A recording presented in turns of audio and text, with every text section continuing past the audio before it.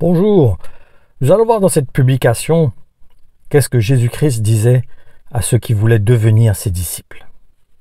Et nous allons voir cela dans l'évangile de Matthieu au chapitre 16, du verset 24 à 27, où il nous dit « Puis parlant à tous ses disciples, Jésus ajouta « Si quelqu'un veut être mon disciple et marcher avec moi, qu'il renonce à tous ses droits sur lui-même, qu'il se charge de sa croix et qu'il marche sur les traces de mes pas. En effet, celui qui est préoccupé de sauver sa vie ici-bas perdra sa vie véritable, mais celui qui acceptera de perdre sa vie ici-bas par amour pour moi trouvera la vraie vie. Si un homme arrivait à posséder le monde entier au prix de sa vie, à quoi cela lui servirait-il? Que pourrait-il bien donner pour la racheter? Or un jour, le Fils de l'homme reviendra, environné de la gloire de son Père, escorté de ses anges. Alors il rétribuera chacun suivant ce qu'il aura fait. Jésus-Christ a eu le même langage envers les apôtres.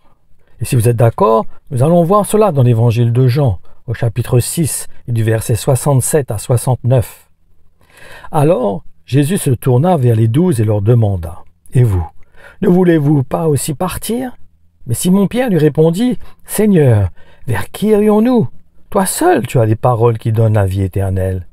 Nous t'avons fait confiance et nous avons acquis la conviction que tu es le Saint envoyé de Dieu. » Et cette réaction de Jésus-Christ venait de ce que beaucoup de ses disciples qui le suivaient l'avaient quitté. Et cela venait de ce qu'il leur avait enseigné qu'ils auraient à manger de sa chair et à boire de son sang. Ce qui représente une identification à sa mort, car c'est cette démarche qui permet d'avoir part à sa résurrection. Alors, Jésus leur dit, « Oui, vraiment, je vous l'assure, si vous ne mangez pas la chair du Fils de l'homme, et si vous ne buvez pas son sang, vous n'aurez point la vie véritable en vous. Celui qui se nourrit de ma chair et qui boit mon sang a la vie éternelle, et moi, je le ressusciterai au dernier jour. Car ce qui nourrit vraiment, c'est de manger ce qui constitue mon corps, ce qui délivre de la soif, c'est de boire mon sang. Celui qui se pénètre de ma vie et de ma mort, et dont je deviens chair et sang, demeure en communion avec moi, et moi je vis en lui. Le Père qui m'a envoyé porte la vie en lui-même, et c'est lui qui me fait vivre. Ainsi, celui qui se nourrit de moi vivra aussi par moi. Voilà ce qu'est le pain descendu du ciel. Il ne ressemble pas à celui de vos ancêtres ont mangé. Eux, ils sont morts, mais celui qui mange de ce pain vivra pour toujours. Telles furent les paroles de Jésus, lorsqu'il enseigna dans la synagogue de Capernaum. Après l'avoir entendu, plusieurs de ses disciples se récrièrent. « C'est trop fort, on n'y comprend rien. Impossible d'admettre un tel langage. Qui peut continuer à l'écouter ?» Jésus savait fort bien en lui-même quel murmure ces paroles avaient soulevé parmi eux. C'est pourquoi il leur dit « Cela vous choque? Mais si vous voyez le Fils de l'homme remonter là où il était auparavant, vous comprendriez.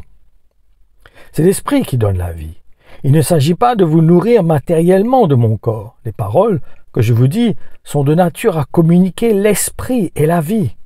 Hélas, il y en a parmi vous qui ne croient pas.